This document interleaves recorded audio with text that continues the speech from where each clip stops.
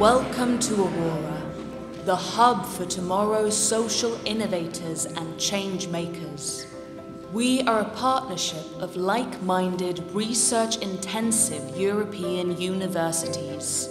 Our educational expertise shapes students into global citizens, empowering them to spearhead societal transformations. We foster an international community using interdisciplinary, challenge-based learning and soft skills development. We use innovative teaching tools and offer international exchange through online learning and diverse mobility opportunities. To ensure that our impact is tangible and measurable, we offer teachers specific tools for impact monitoring. We use an interactive platform to allow our research community to share available resources and infrastructures. We produce a joint plan for research and innovation support. Guided by the Sustainable Development Goals, we create a collaborative ecosystem involving the entire academic community and external stakeholders. Aurora universities align internal activities and operations. Our educational philosophy and mission are rooted in equipping students with the skills and mindset of social entrepreneurs and innovators. We employ our 5 focus areas to help students gain proficiency in tackling some of the biggest societal challenges of our time: sustainability and climate change, digital society and global citizenship, health and well-being, culture, diversities and identities, social entrepreneurship and innovation. Aurora is a platform where our students and institutions learn with and from each other, where students graduate with stronger portfolios and demonstrated practical experience, where teachers can impact students from various countries and expand their horizons with joint course development across borders, where researchers have the necessary support to build new partnerships, and administration is at the forefront of international cooperation in higher education, where content is personalized and cooperation is globalized. Aurora, matching academic excellence with societal relevance.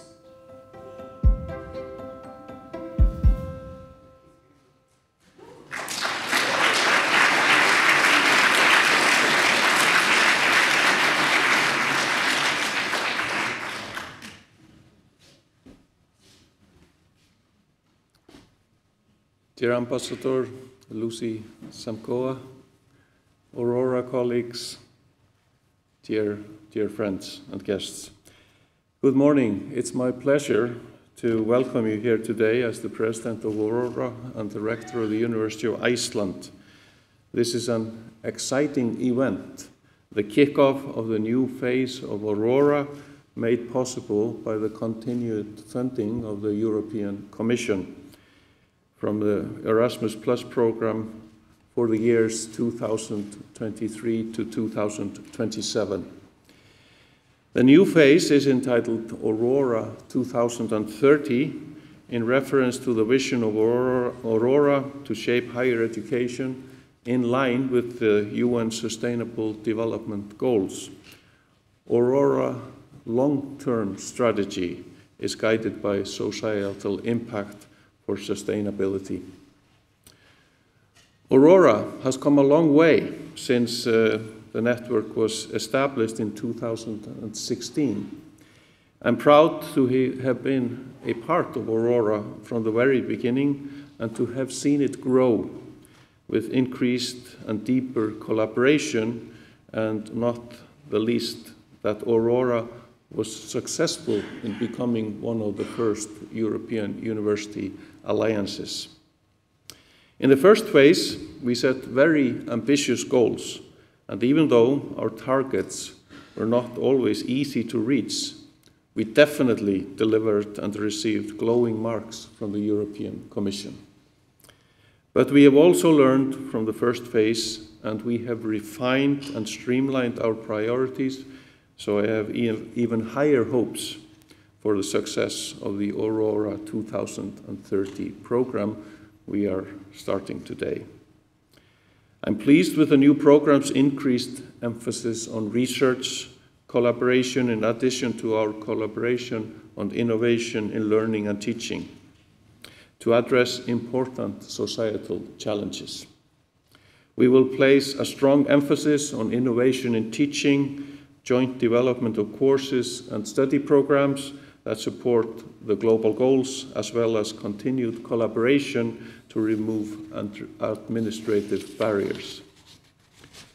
The support of national authorities is also of utmost importance for the success of the European University Alliances, such as to remove legal barriers and other obstacles that may prevent them from achieving the goals of the program.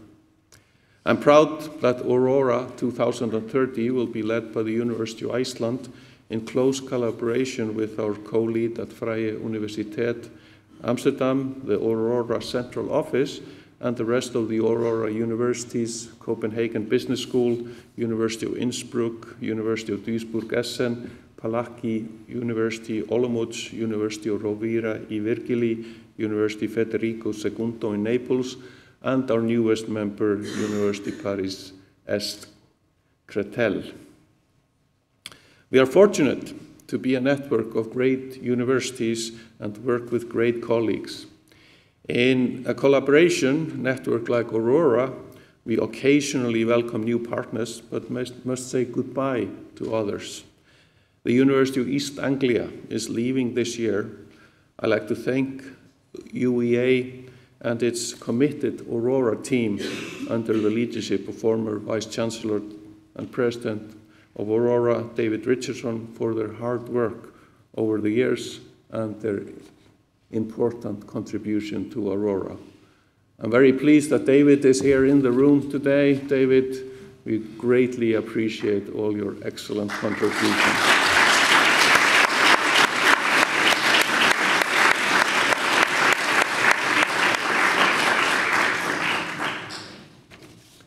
Aurora has goals of expanding our network of universities with the inclusion of global partners. I'm delighted to have the University of Minnesota as our first global partner. We are happy to have with us today representatives from the University of Minnesota, including Harvey Charles, Vice Provost for International Programs at the University of Minnesota. And we look forward to hearing his views on the European Universities Initiative later in this program here. Dear Aurora colleagues, we are embarking on a new journey. It is a happy occasion, and we are delighted to have you with us here in Iceland for this official kickoff. I hope you will have productive meetings, but also take the opportunity to strengthen the working ties with your peers in Aurora, and we are going to have a great kickoff, great start for the work in the years ahead. So thank you very much.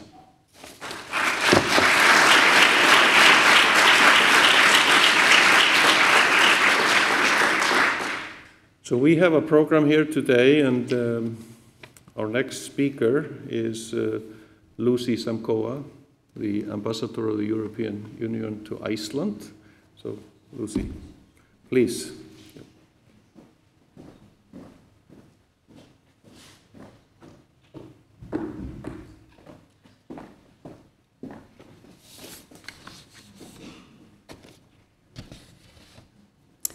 Thank you.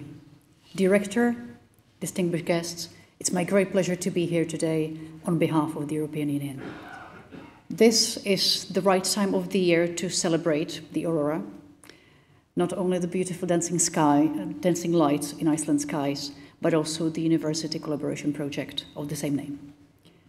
Today I'm here to congratulate the University of Iceland, but also all of its partners in this room, who have been granted collectively substantial funding of over 2 billion krona, which is roughly 14.4 million euros, to continue their joint work in the next 4-year period.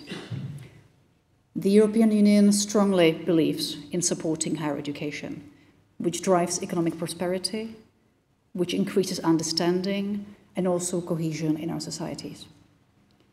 Cooperation between higher education institutions in Europe has great benefits. Among other, it can improve the international competitiveness of our universities, but also promote European values. This is why we launched the European Universities Initiative back in 2018. A record amount of 167 billion krona, which is roughly 1 billion euros, will be made available for the European Universities Initiative between 2021 up to 2027. The initiative is primarily funded through the Erasmus Programme, which I dare say is one of the most successful projects that the EU has embarked upon. Erasmus brings Europe and all the freedoms and opportunities it represents closer to millions of young people. Iceland has access to the EU's Erasmus programme thanks to the EEA agreement, which turns 30 years old next year. And as we celebrate this anniversary in 2024, I believe that it is important that we highlight the many doors which this agreement opened, thanks to the provisions that allow the citizens of 30 participating EEA states to move, study, work, and settle freely across Europe. And I think that we should be all proud of this successful collective achievement. Dear friends, the European Universities Initiative has expanded a lot over the years. It currently comprises of 50 European university alliances with over 430 participating universities. And I'm very happy to see that the initiative is also well and alive and thriving here in Iceland. European University Alliances create a space where students, staff and researchers enjoy interaction and seamless mobility, reflecting the social, economic and cultural diversity of the European population.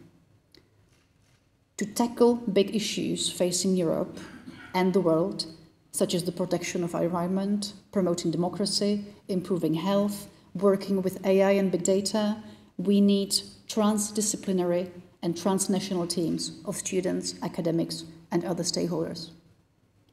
Iceland wears extremely well in this respect, having 3 higher education institutions taking part in the initiative, alongside the University of Iceland. Also, the University of Reykjavik and the Agricultural University of Iceland partake in alliances. But today we celebrate the success of the Aurora partnership, which is an excellent example of a commitment from an alliance of universities to make a societal impact with a vision for an inclusive and sustainable academic environment. The partnership reaches far and across Europe with 9 participating universities, but you all know that. From Iceland, Denmark, the Netherlands, Germany, Austria, Italy, France, Spain, and also the country that I know best as a fellow Czech.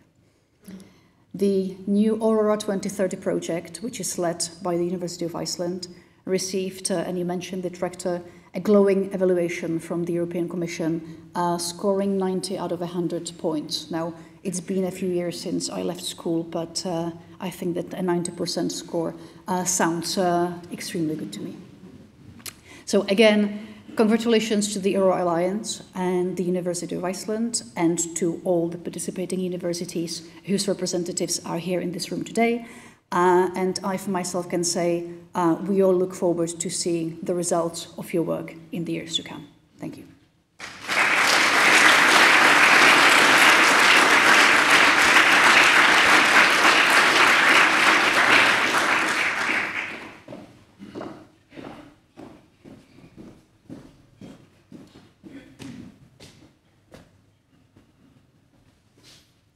Thank you very much, Ambassador. Our Minister, Áslaug Arna Sigurbjörnsdóttir, she will speak a little later on. She is tied up with government matters, but will come soon. So now we head to the Aurora 2030 program, and Sabine The floor is yours, Sabine, the Program Director of Aurora 2030.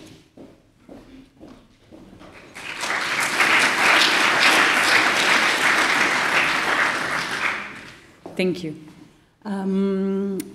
I have been very impressed by the nature and history of Iceland, and I was very pleased to see in one of the first slides the image of the, and this is the moment where I butcher the language, the Thingvellir National Park. Apologies for my bad pronunciation. But it's actually, I don't know if you knew, but it's the first parliament and assembly of the world that was created 10th century or even before, and where everybody had a voice.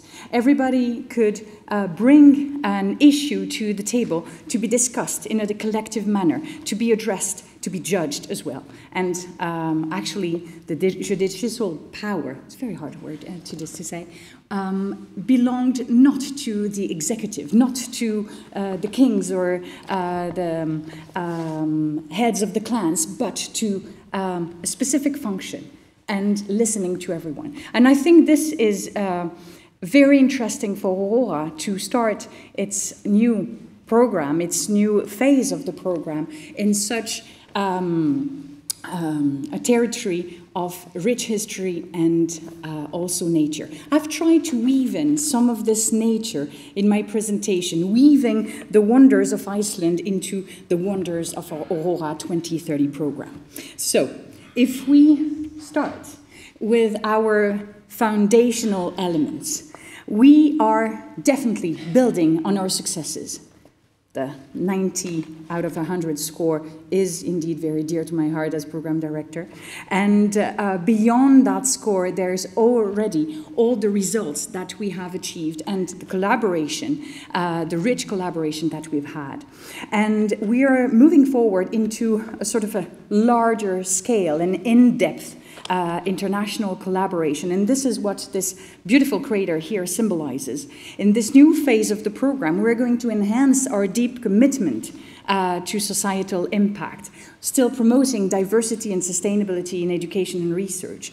And we are going to work on our three main themes, nurturing skills and innovation while equipping students and staff with the skills and the mindset, we've heard that already several times this morning, to become social innovators, change makers, and entrepreneurs. We're going to foster academic collaboration, community building, and we are going to continue to build on this long-term Aurora identity.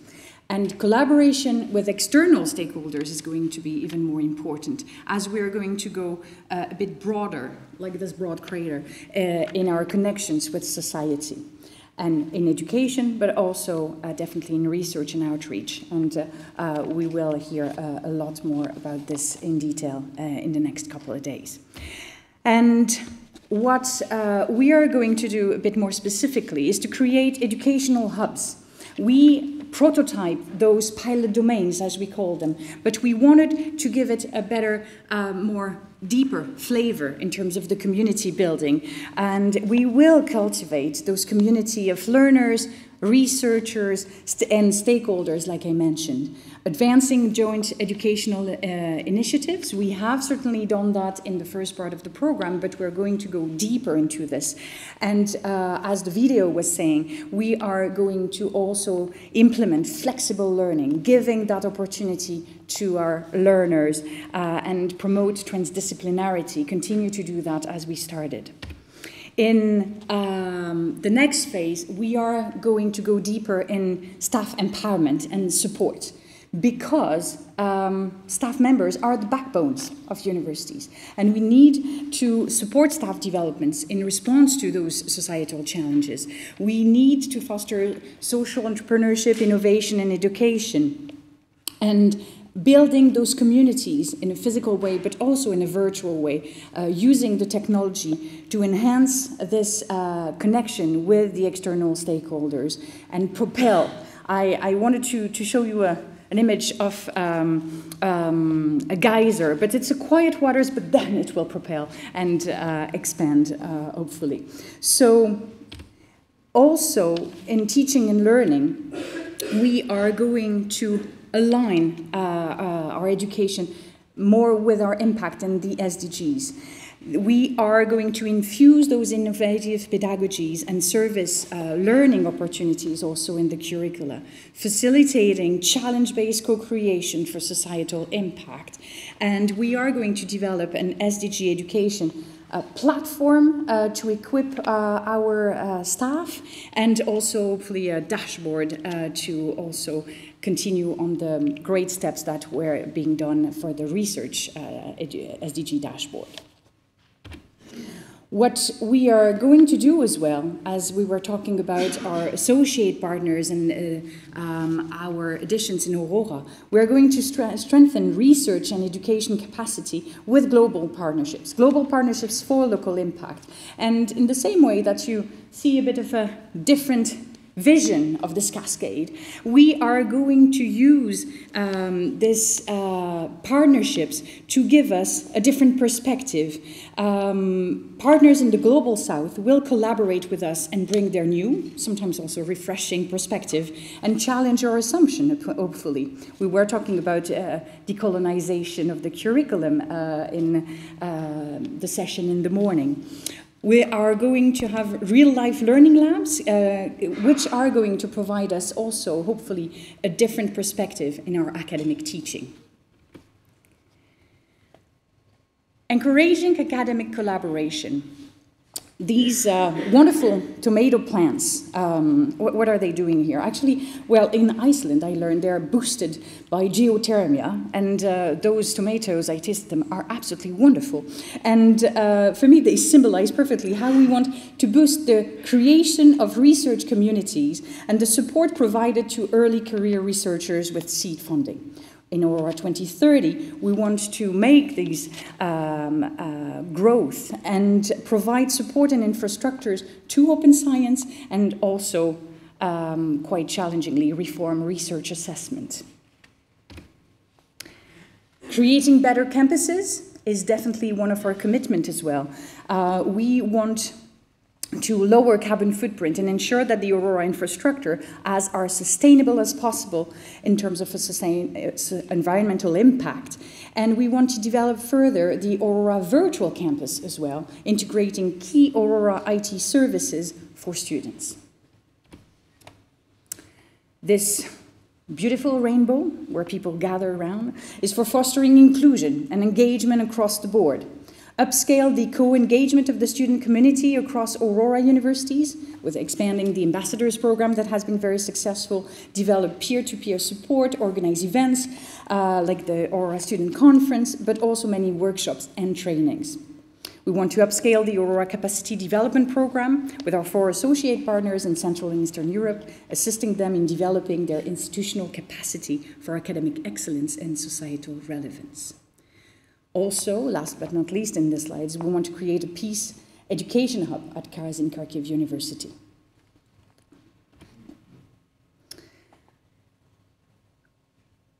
To enable mobility, we are going to provide new paths, standardizing procedures for increased mobility, but we are definitely also going to promote international exposure on campus and fostering an international institutional culture, fostering internationalization in general in a larger scope. And in what this reflection shows you is that we are going to reflect more on what we're doing, how we are doing it, what is the impact that we are creating, assessing activities and also prioritizing quality assurance and impact assessment is going to be key and very central to the program with addition of new colleagues. In a word, the future is bright. And I'm really thankful for your commitment in the past phase of the program, and certainly very excited to start this new phase with you. So thank you very much, and looking forward to starting anew. Thank you.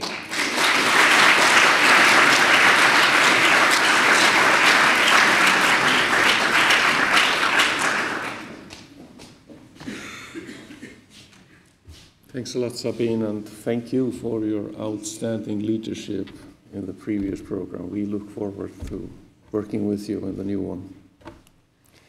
So I'm very happy to welcome now to the podium Iceland's Minister of Higher Education, Science and Innovation, Áslaug Arna Sigurbjörnsdóttir. The floor is yours.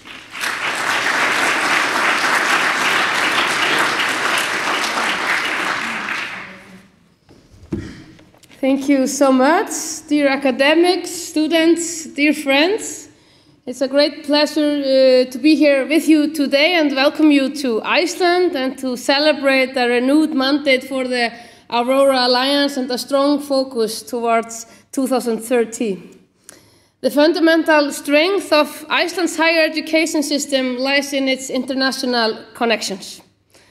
Many of our best scientists were trained at universities and research institutes abroad, and through those initial contacts, they have built large international networks. The collaborative networks have in turn ensured that Icelandic research is truly global and ambitious. It keeps up with the rapid advances within each field and allow further generation of scientists to be trained here in the best research centers and also across the world. In this context, I welcome the participation of University of Iceland in the Aurora Alliance, and I'm proud of the leading role that the university is taking on in the upcoming period. I particularly celebrate the focus that Aurora collaboration has on the United Nations Sustainable Development Goals and how it has brought them to the heart of its policy, both in education and research. In Iceland, we have taken a firm view that those goals should lead us in our policy making to the extent where even the actions within the national budget and physical plans are linked into specific SDGs. This focus becomes ever more important as the world changes around us. Communities tackle the effect of climate change, of ever-increasing polarization in political debates, of wars within and near to European borders, and the lingering effects of the recent pandemics. In reaching those common goals, universities have an important role to play, both through education, through research, and through their interaction with the society. To enable them to do what we also must remain focused on, the fundamental values of higher education that we also take for granted in much of Europe, but in themselves are also greatly under threat in many regions.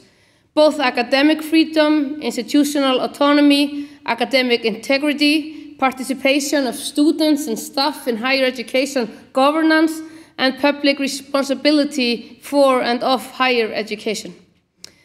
Therefore, the Ministerial Conference of European Higher Education Area, which will take place in Tirana next May, will focus on the definition and importance of those values and how we can best measure and document how member states keep to those values.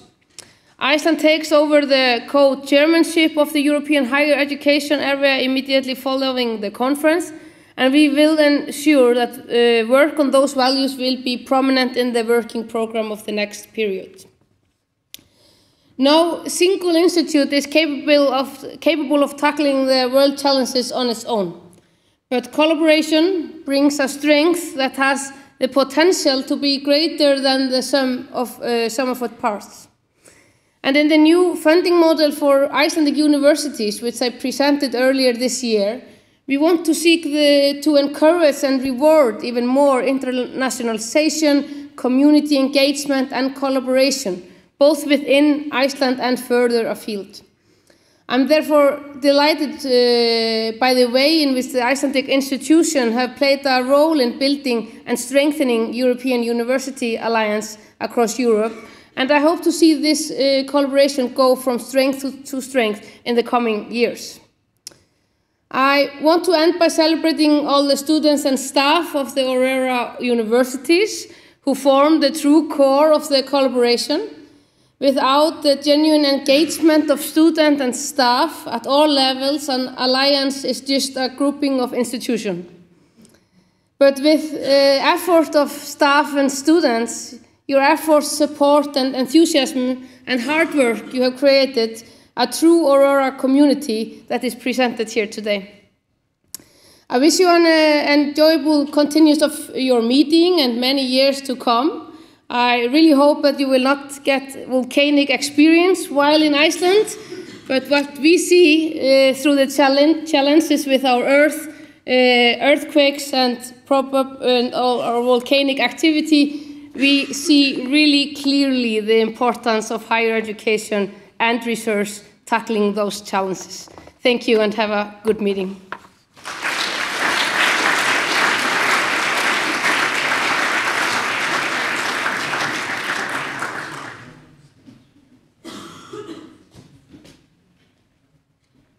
Thank you very much, Áslaug Arna, for your inspiring words, and thanks for being with us here today. We appreciate that. So the student voice has always been central in Aurora, and it's my pleasure now to welcome Hannes Patera, Student Council President, to the podium. Hannes.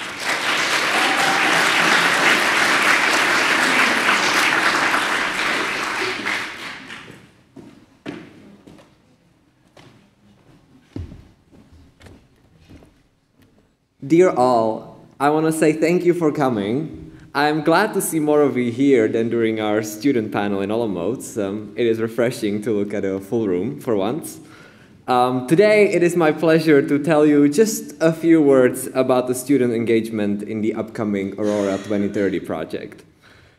Aurora prides itself on being a student-centered alliance, and in order to stay that way, I believe it is crucial that students are involved in every part of the Aurora 2030. That is why it is of the utmost importance to include students in the work packages and task teams that the Aurora 2030 is made out of. In this new bit we are starting today, I would like it to be the bare minimum for every task team to have at least one student on board. When I have been discussing this issue in the past, I have been told that there is simply not enough interest from students to be part of task teams and work packages, or that students rotate so often that it doesn't really make sense for anyone to bring them into a task team, since by the time you complete the onboarding process, the student is either ready to graduate or they simply move on to the next project. And while I understand where those concerns are coming from, I don't agree with them. I believe it is all about the message we send out to the students. If we portray the task teams and work packages as these highly technical projects that require previous knowledge and expertise, then it is only logical that most students will be put off by such an offer, simply because they fear that their knowledge will not be enough. So we need to advertise the Aurora 2030 as a project where everyone's input is welcome. Because even if a student with no prior knowledge will join a task team, I believe their input is still tremendously valuable. Even by showing up, offering their opinion, and expressing which parts of the narrative might be confusing for them, that student still gives very valuable feedback to the team. And regardless of that, if you have a motivated student who cares enough to show up and is willing to learn, isn't that what Aurora should be all about? Motivating students to go outside of their comfort zone, inspiring them to learn and experience things outside of their current educational system. Aurora's strength lies in us being a community, and I can't imagine a better way to foster such a community than connecting the students with professors, researchers, and admin staff participating in the project. Only by making those connections can we create a deeper understanding between one another and make sure we move forward as one. So to sum up, I believe going forward, we need to change the narrative surrounding the project. Now, to address the issue of quick student rotation, I would say that is simply a fact of life in the university environment. Working in the Aurora Student Council for a couple of years now, where the rotation of students is very high, trust me when I say that I completely get it. It can feel a bit frustrating to have the students leave, just as they are truly beginning to be excited and involved in the project. What we need to combat this is to make sure the process of welcoming students into the task teams and work packages is as smooth and efficient as possible.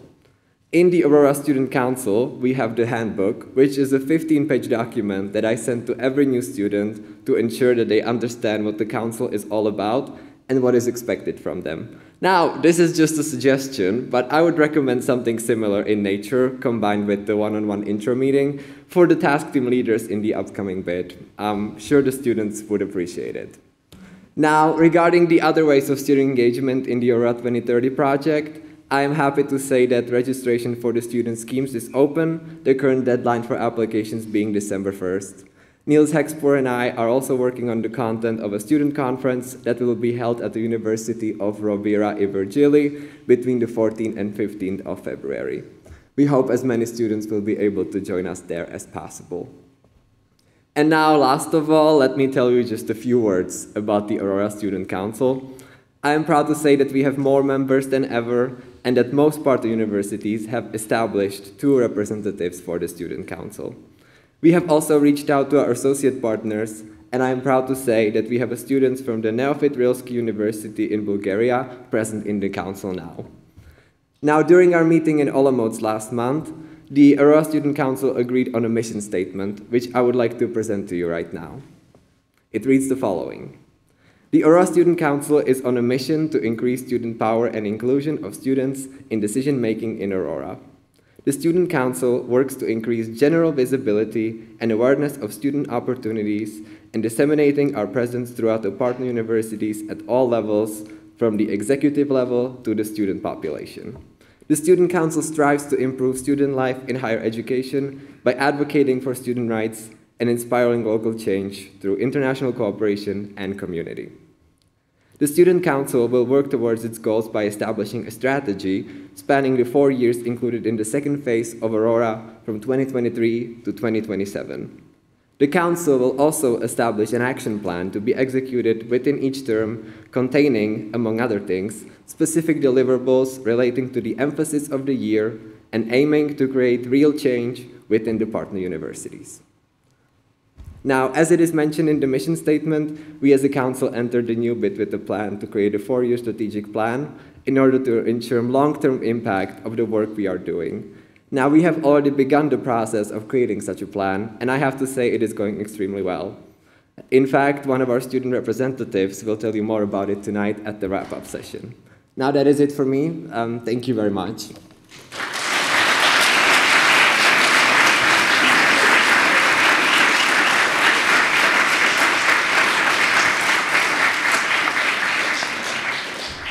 Thank you very much, Hannes. The student voice is very important. I really embrace your ideas, so we will continue working on that. So we have a new global partner, the University of Minnesota, and we are very happy that the university has joined Aurora. And Harvey Charles, Vice Provost for International Programs, is here with us today, and he is going to give an international perspective on the European Universities Initiative. So, Harvey, the floor is yours.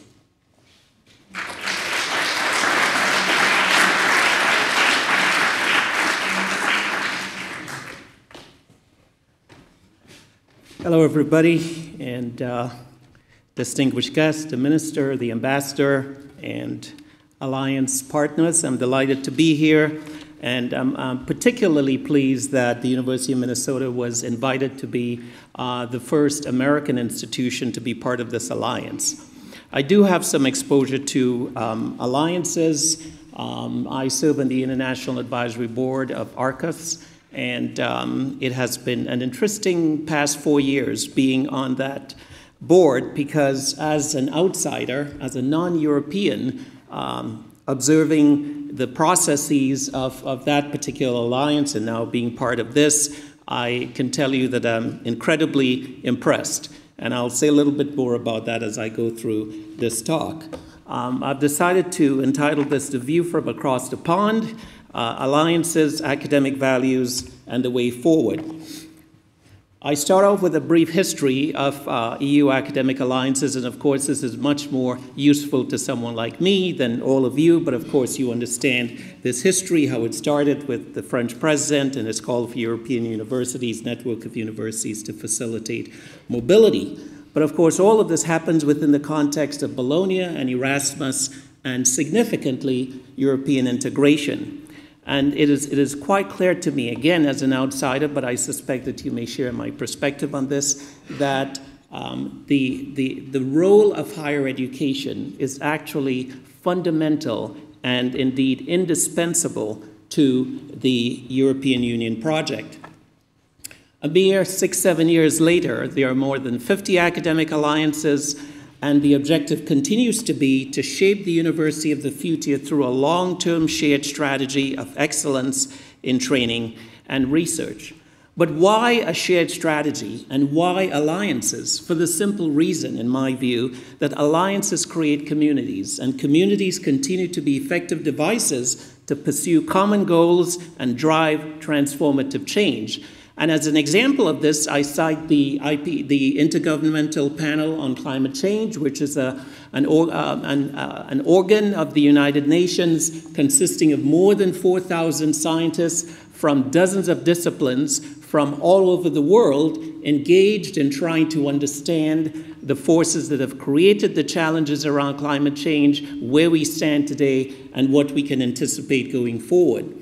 I think alliances or communities are also reflected in research networks. All of us here are affiliated with universities, and we know that research generally no longer happens by the solitary scholar.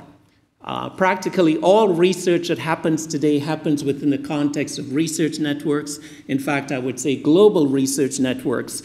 And it is by coming together and by leveraging the expertise that we bring as scholars that we can actually find answers to the challenges that confront humanity. The dominant ethic of alliances, in my view, is collaboration.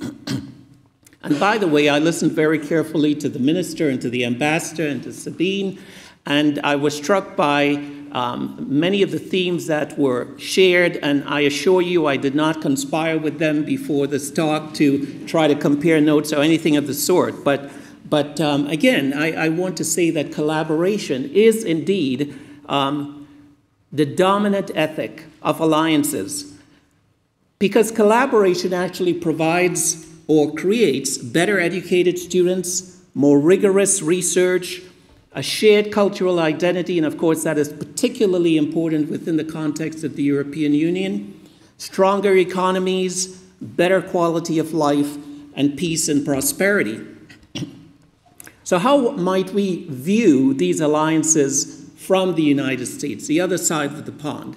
Well, the first thing I should tell you is that the whole concept of alliances are not well understood, and I would argue are not even well known in the United States. The phenomenon of alliances are very alien to Americans. And, you know, I was sitting in the president's meeting this morning and trying to think, how would it be, or what would American institutions look like if they were to decide to create alliances? And this is and I've been struggling because, yes, we are the largest system of higher education in the world, and we have many of the elite universities in the world, and maybe because of those factors, I think we may struggle to collaborate in the ways that you have come together. So the view from across the pond really is my personal view from across the pond, which is that this represents a model for a path forward. Because it can support the increased research output, it can enhance the experiences of students as learners and enrich the experience of faculty as instructors. It helps our graduates to become better skilled and more knowledgeable. It helps to raise the standards of universities and even center the quest for a more sustainable planet, and obviously and ultimately help to transcend cultural barriers. And so I started asking myself these questions. Why only EU academic alliances? And the obvious answer, of course, is the EU is paying for it, so that's why.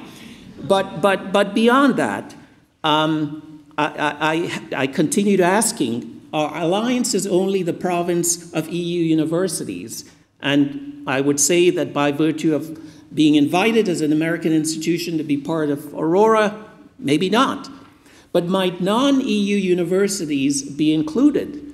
And I would contend that ultimately, as the experiment around these alliances continue, that this will be the next logical step.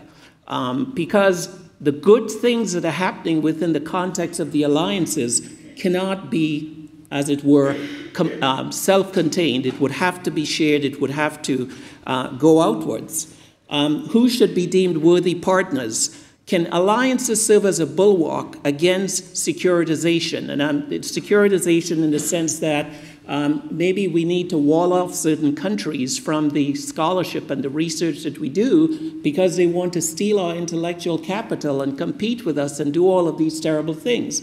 And, you know, from a national security perspective, that might be true, but to what extent does securitization undermine the openness of scholarship, which is actually indispensable to drive innovation and research? Might academic alliances represent an opportunity to learn from the global South?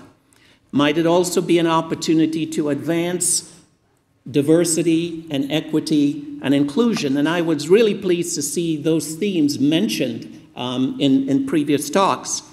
And so all of these questions actually caused me to start thinking about values and the role of values in higher education. And to underscore the whole notion of values, I'd like to tell you a little story. Jimbo Fisher. How many of you know Jimbo Fisher, by the way? Just a show of hands. Okay, just as I suspected. Okay, so Jimbo Fisher was employed by the university, by Texas A&M University.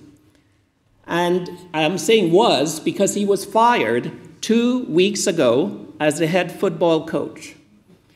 And that's actually not the significance of the story.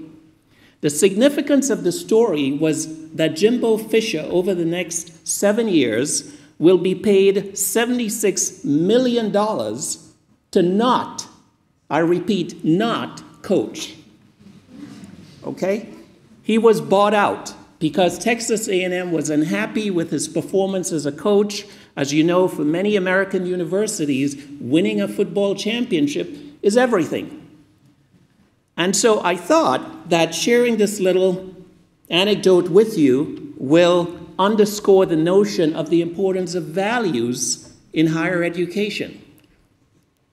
I believe that alliances constitute an expression of values, the very first one being collaboration. And of course, we're talking about collaboration relative to competition. We can fight among each other, but Europeans have centuries of experience doing that and figured out maybe collaboration is a lot better.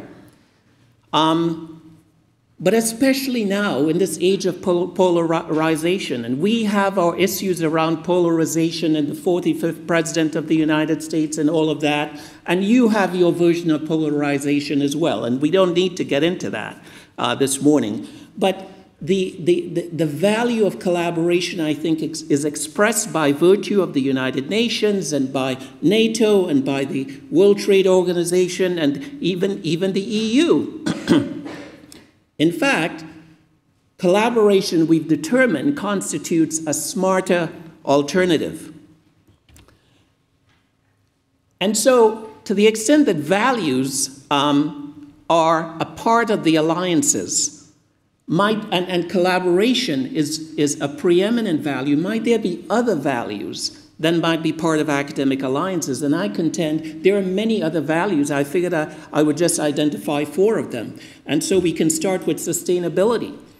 If we all die of climate change or pollution, what would it matter to have universities. And so it seems to me that our involvement and engagement, and one could even add preoccupation with sustainability, is fundamental and critical for human survival. And so I'm really pleased that the SDGs occupy such a conspicuous space in certainly this alliance, and I'm sure many other alliances. And I continue to believe that the SDGs constitute an important framework for helping us as human beings to engage with the broad spectrum of issues having to do with sustainability.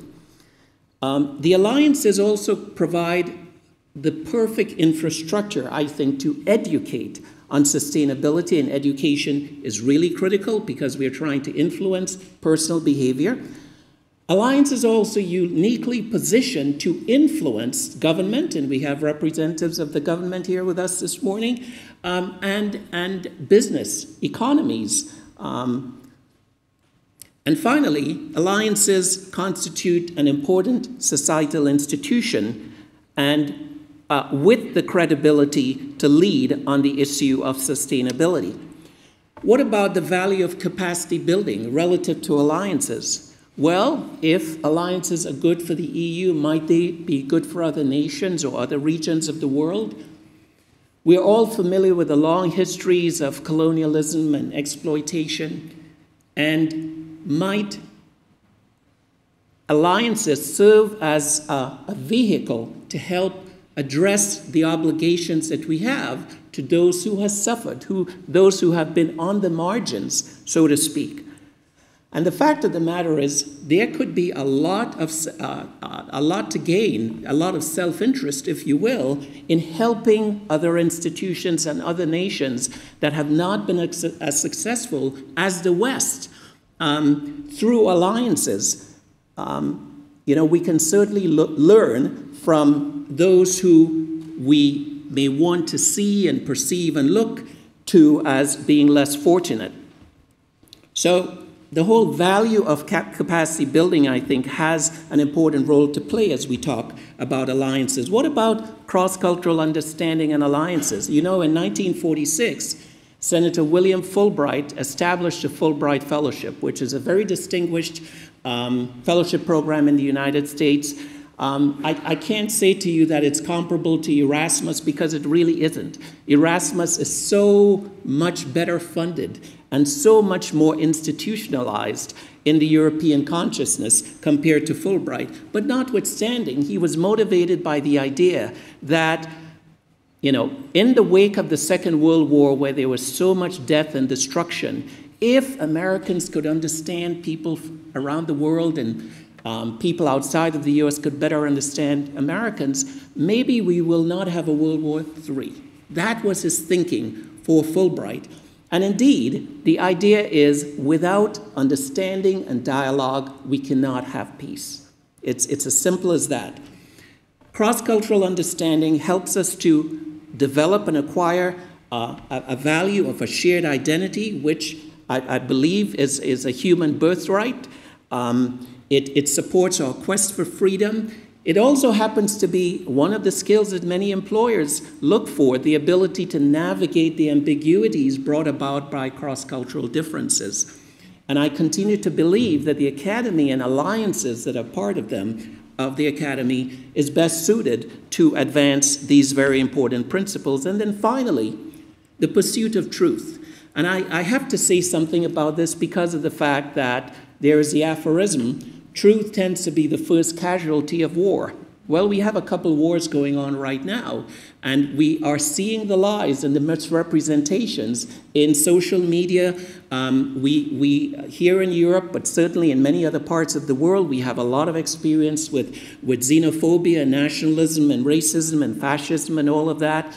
But the Academy, from the very beginning, has been an incubator of truth. This is what research is all about. And to the extent that universities continue to play this important role, alliances can actually amplify this important work of pursuing truth.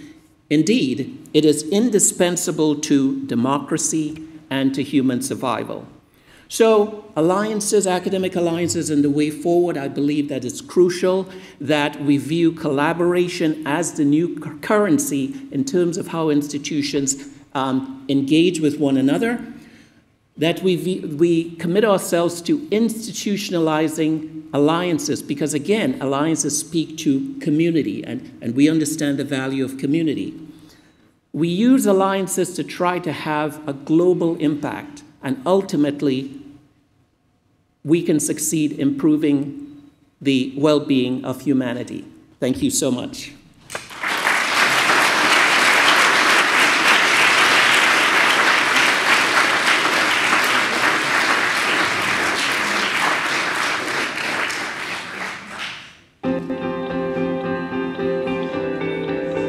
The definition of Aurora Borealis is the collision of particles with gases in the upper atmosphere. Similarly, what we do at Aurora is a collision of ideas, ideologies, people, and institutions that produces something really beautiful. Aurora is a collaboration of like-minded research universities that are socially responsible. The one goal, the one dream that we have, that we could be a university or a group of universities that actually does education and does research, but actually tries to develop a better world or solve the problems that are so hard on us. The road can be a bit bumpy sometimes to change. It's definitely not easy. It's not without its challenges, but I have faith in Aurora. I believe it, so I hope that we can really rule a positive change by helping students thinking differently. Our strength is in working together and bringing ideas from different perspectives together. And we see that joining forces, or by joining forces, we have had a significant impact. I think Aurora has done a great job for the past 3 to 4 years building this whole network and alliance. It will change the way networking is made. It will change the way we view how borders operate, how institutions are supposed to operate now. It is no longer an era of isolation. It is an era of connection beyond just the borders we exist in. I think Aurora helps us to develop the universities to really have an impact through our graduates, to prepare them to tackle societal challenges. For the students who participate in Aurora itself, it provides invaluable experiences and develops skills that you otherwise would not be able to create and even develop without Aurora. The whole point of Aurora is to make the university experience better, more cohesive, more inclusive for students. If you think about the research-guided teaching, they will get the newest ideas, and the interesting thing I think is that they could spread it through their communities.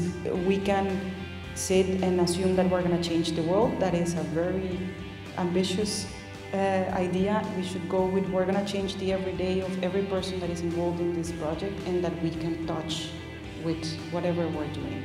And that gives hope to people. I think that's a very important principle, to not try to take the whole picture always into consideration, but to break it down to something that is manageable. People need to feel it, need to have the energy to do this kind of activity. So believe in it, that it can work. Believe in it, that we can train these kind of competencies. And I think we have a beautiful team in Aurora already. We are just beginning, although Aurora has been there for 7 years. The future is very bright. Through Aurora, we can hopefully inspire more inclusivity across all partner universities and create actual change. Will the world be better with the Aurora University network than without it? I think the answer is yes, and if that's the case, then we did something right.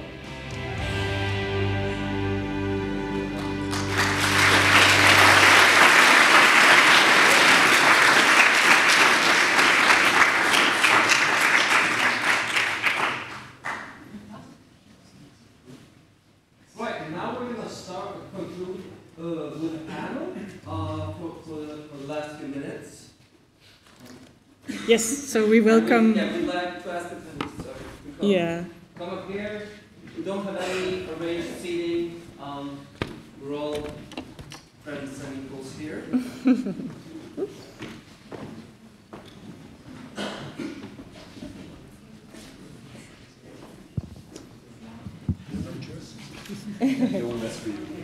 hopefully there's chairs for everyone.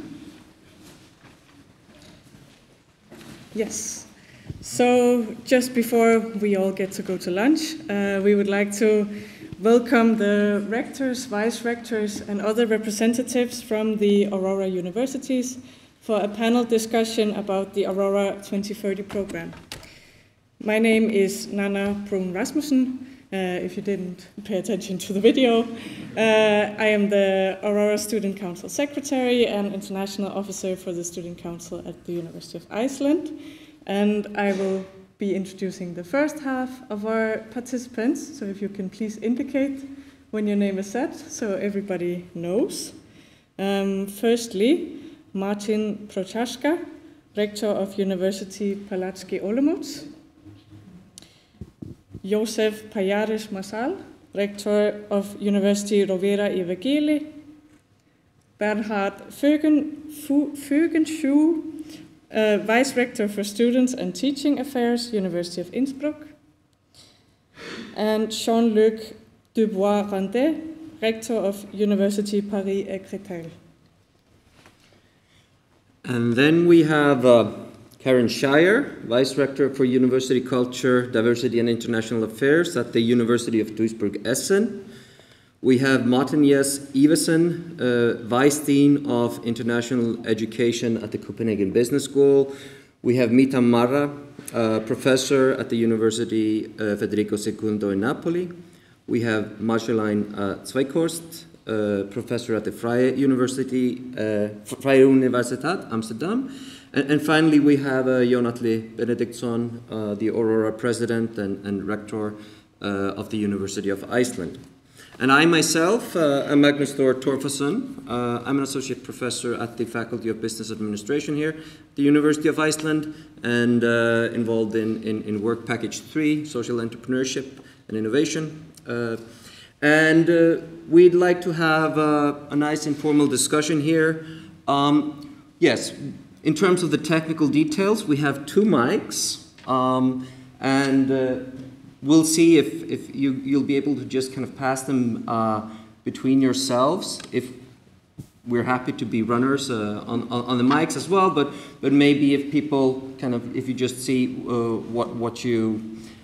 if you just kind of raise your hand, and then someone will pass the mic over to you, and Nana and I will just stay here in the panel to moderate. And so, I mean, this is not a very long panel, it's quite short, and so we'll have, maybe a few thoughts on each question. And I think we're here for the, we're here for the Aurora 2030 kickoff. A lot of people who have been talking, Professor Rector Jonatle, Sabine, Harry Charles, have mentioned the various aspects of the Aurora 2030 program. And I think it would be great to start with kind of a comparison. What is the difference between, what are some new things and key differences between the new Aurora 2030 program and the Aurora Alliance that we are now concluding? And I know that Vice Rector Bernhard, you have been involved in both programs. Maybe you like to kick us off, and then if anyone else would care to comment, you can just raise your hand. Yeah, millions of differences, but pin it down for a picture, because Rector Benediktsson has said that we are embarking for phase 2. When we started, we stood in a harbor, all of us, and we headed off with a lot of little rowing boats. Yeah, and finally we ended up on a little island called 90%. Funny enough, now we are heading off with a much bigger boat. We found out that sails might be very helpful to get on. This boat is called hub. So this is the major difference for me, that we are now thinking in hubs. This is a major change, not making these small little compartments, ships, and trying to get along. But an important message for me is that we should not forget that there's still lots of our people standing in the first harbor. Yeah? And they are still waiting to be taken on. Okay, thank you. So, Yeah, so Mira, did you have a few words? Yes. Professor Mira? Yes, thank you. If I may add, actually, this enhanced awareness of the problems that we have been going through in the first phase, so we are much better equipped, for the future. And we have learned, the hard way, because we've been going through the pandemic crisis, and this kind of resilience, sorry for the word, for this resiliency, if you want, it stays with us, and it will help us, move forward in the next phase. So I guess first, this awareness of the problems and the opportunities still, to build in this alliance. And this maybe leads us into another question about the long-term future of Aurora. We heard some very inspiring perspectives about how this will change the way we view institutions and borders. So I'm curious to hear about your personal visions, where you see this is headed. And if I may ask Rector Jean-Luc, as University of Paris-Créteil is the newest member of Aurora. Thank you. So first of all, I'm very happy to be here, and I'm very happy to having joined Aurora for this kickoff meeting. So I would say for our university, and especially for the future, we are facing many societal challenges, which is a tough issue, because we have, for example, a large territory with diversity. So diversity is not an issue, but we have to move up to make it something new for students coming from different countries, and especially migrants, which is an issue for us, and I think for many countries in Europe. And I think through Aurora, we can have the same values about equity. So I was, when I was learning the Harvey, many words he said were really real for us. Equity, diversity are words which are very important for us. And I would say Aurora is an opportunity to move on together and to challenge with diversity, sustainability. So it's important just to also put social challenges in for the students, and I would say to end that our students, and especially from my university, are really pushing, to move on these challenges. So I'm very happy and confident to move on and to succeed.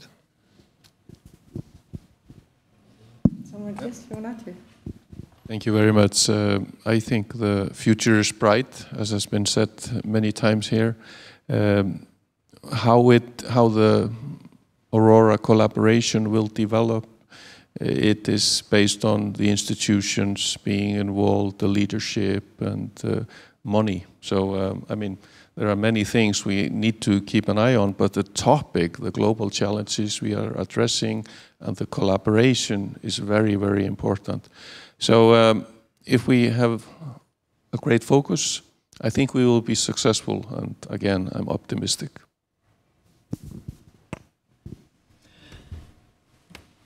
Yeah, I tend to share that optimism, and that's a good thing today, isn't it? When we start the new epoch of Aurora. And the reason for my optimism is particularly related to the students. One observation that I've also been following Aurora from the very beginning, and one important observation has been that we've actually seen a very strong bottom-up process. We've seen a lot of, to me, unexpected, positively unexpected student engagement. And that is extremely strong pillar to build upon for the future. So I'm actually very optimistic about the future of Aurora.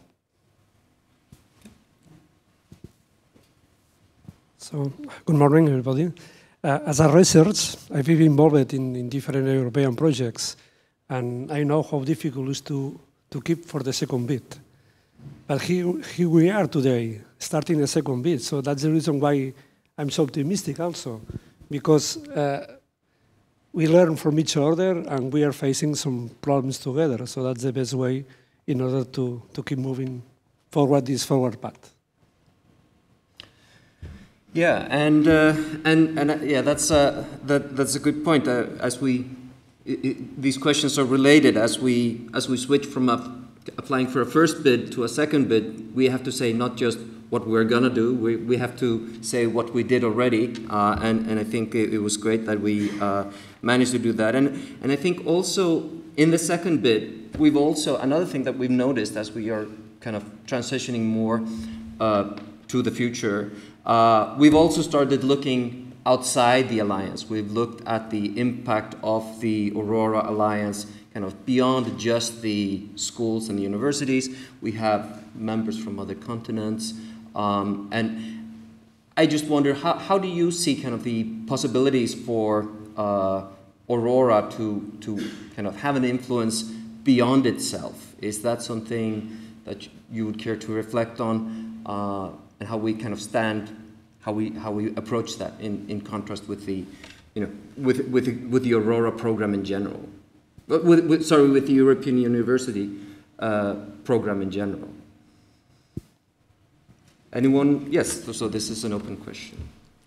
Yes, thank you. I think what Aurora makes it very special is, I think, our really focus on social engagement and social entrepreneurship, the real impact on society. I think if you compare that also to other alliances, valorization everyone has, but I think the way we do it makes us really, really special because of the social engagement.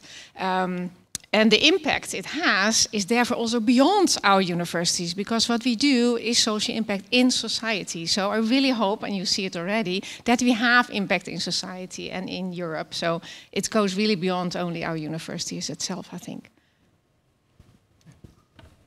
Yeah, I really appreciated also the view of Harvey Charles from outside of the European Union, which makes us aware, I think, of how special this kind of project is globally for very specific issues that he mentioned, like securitization, research assessment, and also encouraging collaboration and cooperation between higher education. We all know that we're in extreme competition, especially within our national contexts. And I think the European University Network initiative helps us to define what higher education can be about in a value-oriented way, in a European way that may be a model for other regions in the world, whether it's East Asia or North America or somewhere else. Can I just add to that also? I mean, as mentioned, student engagement is so important. The students are the agents going into society, so our long-term impact relies very much on the student engagement, and we cannot have excellent student engagement without having staff engagement. So we have to work on these things together, but the topic is very important. I want to reiterate that. The Aurora universities are socially responsible universities, and going forward with that message and all the programs we are working on, I think we will be successful.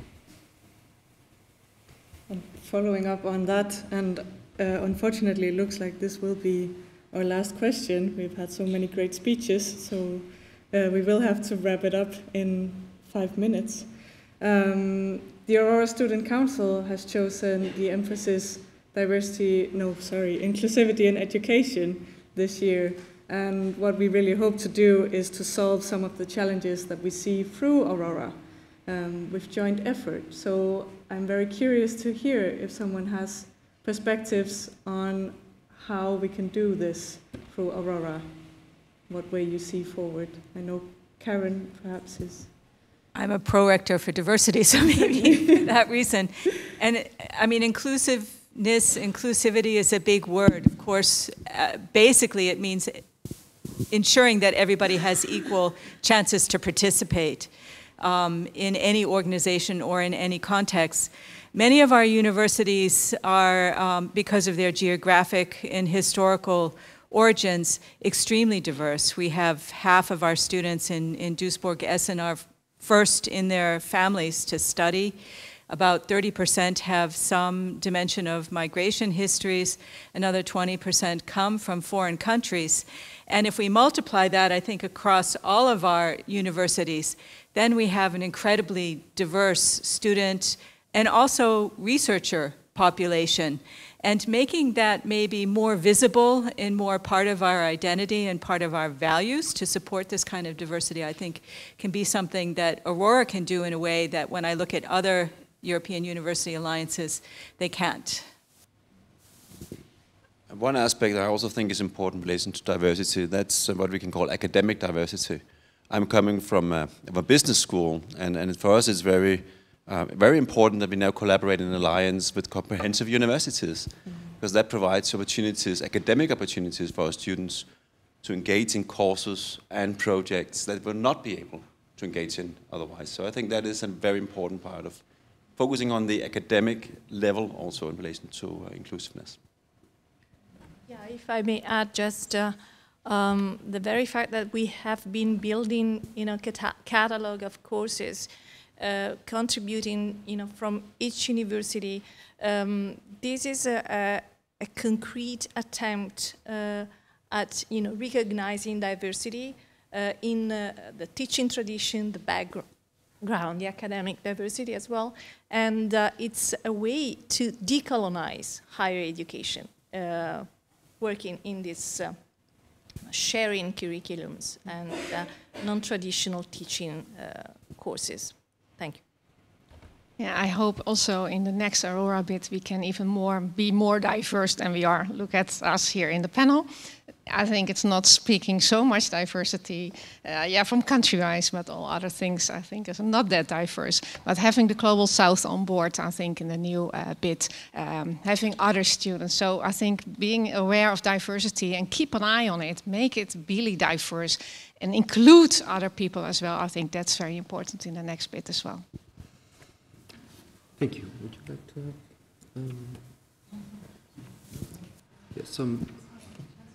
Yeah. I can add that mobility and exchanges are a good way to inclusivity and just to move for all the students to see another story in another country. For example, in France, we have a long history of colonization and decolonization, which is not finished. And so it's important that not speaking as a French university, but as a European university. I think it's another construction. It's building Europe. It's important. So it's also important not for our university, but for all of them.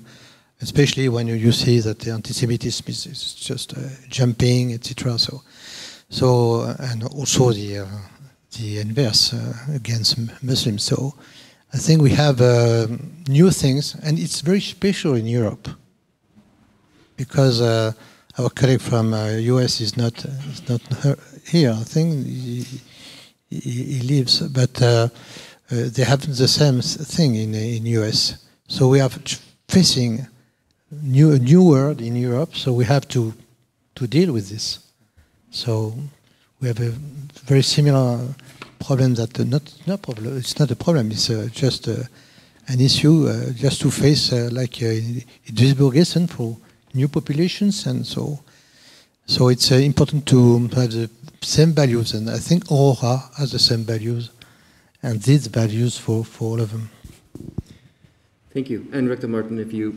Yeah, just a few words. It's really great honor and privilege for my university to be a part of this family. We as a Czechs, we do not have any experience with the colonies. We didn't have any colonies in the history, but I grew up 20 years behind the Iron Curtain, so for me it's extremely important, and especially for my students, academic staff, to have the possibility to cross the border, or if there are no borders, it's even better, and to have the possibility to study abroad, to have this opportunity for diversity. That's what I wanted to tell. Thank you. Thank you. Yeah, and I think this is such a great concluding thought that we are about diversity with regards to gender and race, but there is so much. There's academic diversity, there's diversity of background, people who have grown up under different political systems. We have really diverse institutions working together. And I would just like to thank you all very much for participating in this short panel discussion.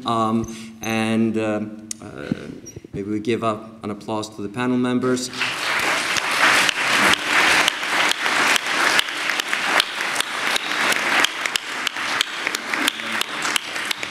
Before I think Jónatli will wrap up this session very briefly, close this session. No. Yeah. That was at least my last information. Thank you very much. Very, very good job you did. And thanks to all the representatives from the universities. I thought it was a great session. So, and I hope it was enlightening for you here in the room. Lots of excitement. That's important. But we are still working. We're just starting. So this will be a good day. So I just conclude this here and hope you have a great day. And I look forward to seeing most of you at 4:30, isn't it? Yes, yes. And that's at Edda, isn't it? Yes. So thank you very much. Now it's lunch.